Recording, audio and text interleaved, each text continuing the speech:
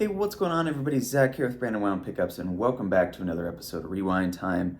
That makes 2 days in a row we've done one of these, which is very unusual. But I got a cool pickup in, and we're just going to see if this is another quick fix. But it's cool, so I thought I would show you guys. So there was really no description with this, but to me it looks like kind of a late 50s Fender Music Master pickup, or maybe a Duo-Sonic or something like that. Because we know it's not a Stratocaster pickup because the pole pieces are flush on the top and they stick out just a tiny little bit on the bottom. But other than that, it's very similar to a Strat pickup. This is a very full coil. I don't know how well you could see that. This thing is wound like almost totally to the edge, which isn't terribly uncommon for these.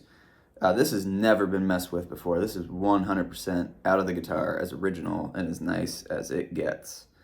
However, it's here for a reason, I would imagine, so it probably doesn't work. I haven't checked it yet. No, it does not.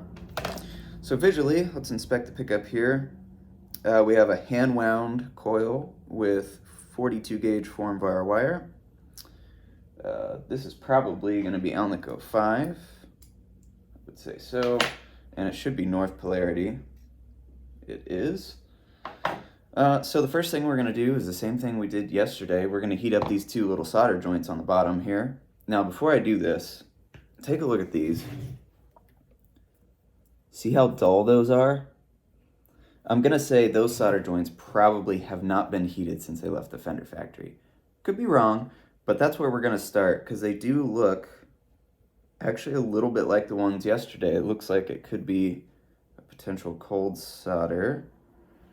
You never know. This doesn't really look that rusty, so I think this is actually going to be pretty promising.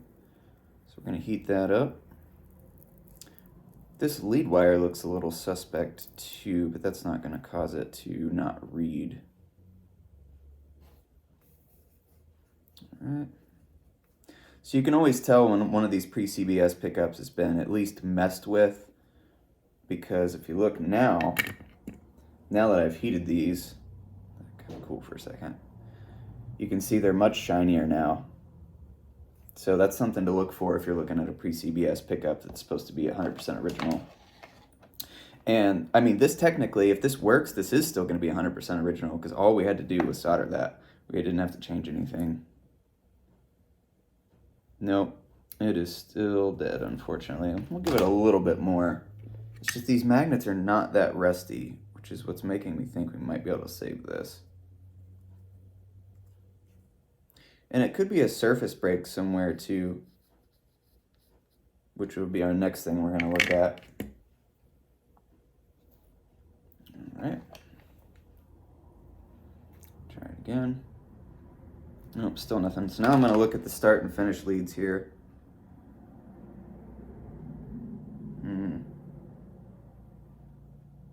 kind of tough to tell if that start lead is attached or not. It almost looks like it isn't. I'm going to come in from the top side here. Kind of tough to tell. Yeah, I think it's in there. Okay. Yeah, it is. Okay. And if it wasn't before, it definitely is now. Nothing. All right, so the next thing we have to do is we have to start taking some windings off of this. It's really tough to unwind these pre-CBS pickups. Usually I like to dip them in wax first to kind of loosen everything up a little bit, because sometimes it's easy to lose the finish wire. I'm going to see how this feels. Yeah, it's wanting to be picky. So I'm going to put this in the wax pot for a while, get some of this dirt and grime off of here, and that'll make it easier to start unwinding to see if there's a surface break. All right, so we got this thing out of the wax, and now we're going to start unwinding it. As I suspected, it's much easier to unwind it now without some of that gunk on there. So now we can just start pulling the wire off, and we're going to be able to see if there is a surface break anywhere, like right there.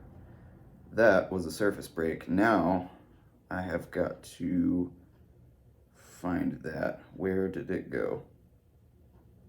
Okay, this is the most difficult part about this. What we're gonna do, I've lost the end, so I'm gonna take a piece of tape and see if I can lift it up.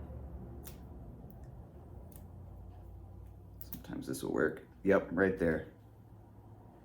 There she is. Oh yeah, you can tell this is hand wound because it's pretty erratic. All right, so now what we're gonna do is we're gonna take this. So we had our surface break there. I need a razor blade, which never seems to exist when I need one. Surely there's one somewhere. Here we go. Can never find anything when I need it. And we're gonna scrape off the form bar insulation on here. And then we're gonna see if that break was our problem.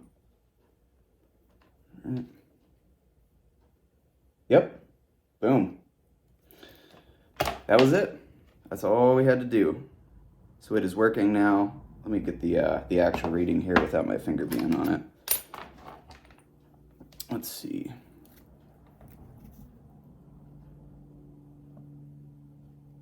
Come on now. So we are reading, it's reading around 5.4K, which is a little bit lower than I thought it would be, but it's still fine. We'll give it a quick wiggle here like we did in the last video, just to make sure that's going to be a strong reading. Because that is a tiny bit on the low side, but if it's stable, I'm not going to mess with it. It'll still sound just fine. All right. It could just have loose tension. That could explain why the bobbin is so full. Maybe the tension wasn't that strong. Yeah, still reading exactly the same. So I'm going to call this good. So all we have to do now is we got to pop this lead out of here so we can reconnect the thing. I'm going to use this. I'm going to be very careful here. This is kind of a delicate process. So we're going to heat up the finish wire here. I'm going to disconnect that very carefully as to not touch the coil. Like so. All right. Ooh, it's still partially attached there. There we go. Kind of pull that out of the way for a second. You can see what I'm doing there. I'm just pulling the finish lead up. Now what we have to do is we have to clean out the solder out of this thing. So what we're going to do is heat this up real nice. And then that didn't work. Let's try that again. Put a little flux on it. This might be one of the first times we've ever been able to fix a vintage pickup on camera. That's pretty cool. There we go. All right, so now we've got that cleaned out so we can thread the thing back in here. So I'm gonna take one more wrap of this off. We want it to be pretty stable. So I'm gonna wrap it around the bottom once here. All right. Now we just gotta thread this through here. I'll put anywhere from 3 to 5 wraps on this. All right. You know what, I'll do this off camera. This is tedious. Okay, so we got it all hooked back up now. It's still reading nice and strong. Now we could be done here, but I do have one more thing I wanna do. Because we did dip this in the wax to kind of get the crud off to make unwinding easier, it kind of looks a little clean now. I mean, it's not too bad, but I'm actually gonna put it back in the wax now, and then when it comes out, we'll throw a little dirt and grime on it to make it look more like it did before we messed with it. But yeah, totally original coil. So let's go throw it in the pot. Okay, that's it for this one, guys. We got our dirt and grime on there. The pickup looks really good. I mean, we got all of our original windings on here. Nice long leads still. This is a great pickup. What a great video. It's very nice and satisfying to be able to fix one of these on camera. And when I say fix, we found that surface break and we're able to take care of it without rewinding the pickup. That is always refreshing when that happens with one of these because, as you guys have seen, we've done a lot of videos on pre-CBS pickups, and that rarely ever happens. But there is one other thing to talk about here. The reason why this probably happened, and you heard me talk about this earlier, there's no rust on this pickup really to speak of. And there's a reason for that.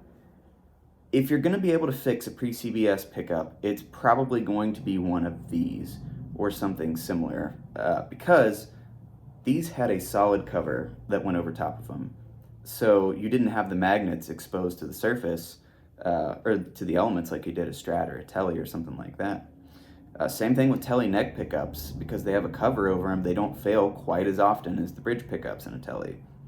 And same thing with Champion lap steels. They had that metal cover that went over them, which helped protect them a little bit. Whereas like a Strat, we get a ton of those in because, the magnets come up through the cover. Anyways, we're rambling now. This pickup is done. It's ready to go back to the owner. And yeah, that's a pretty easy rewind time there. So as always, thank you guys so much for watching. I hope you enjoyed the 2 rewind times in 1 week. That is very unusual, and probably will not happen again for some amount of time because I'm busy. So, thank you guys so much for watching. Take it easy.